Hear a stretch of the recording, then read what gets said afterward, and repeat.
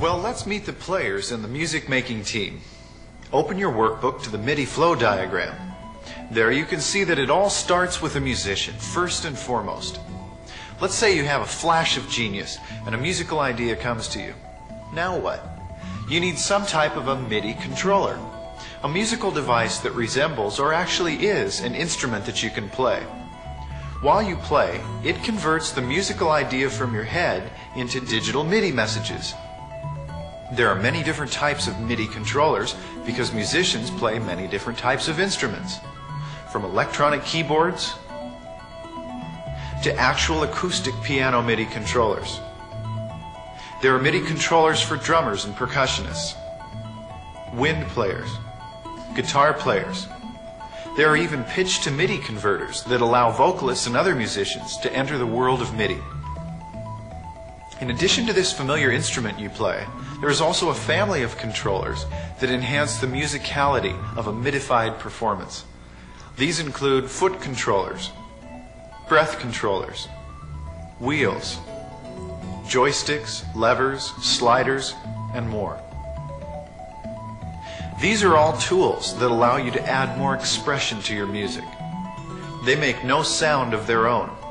They are simply controllers that you as a musician can use to create MIDI messages.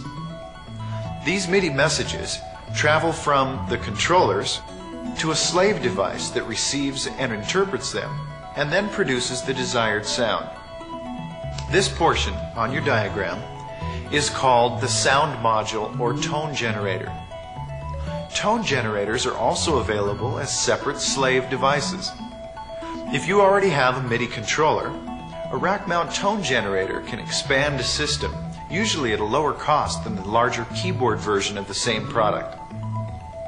Again, on your diagram, from here, the audio signals flow to a mixer, power amp, and speakers. So basically, your musical idea becomes a MIDI performance and then a musical performance. There are also other types of MIDI devices with specific and very useful capabilities. These include digital sequencers, which we talked about earlier, and drum machines. Drum machines are basically simple sequencers that play their own internal drum and percussion sounds. All of these devices utilize microprocessors or miniature computers. Therefore, they all contain some form of memory. This could be RAM, ROM, or both. Briefly, the difference between these two types of memory is ROM, short for read-only memory, is preset. It contains data that is provided for you that you can't change. RAM, or random access memory, allows you to create and store your own data. You can read about RAM and ROM as well as other new terms in the glossary section of your workbook. All computer-driven devices provide some kind of onboard memory. There may also be provisions for storage to external memory.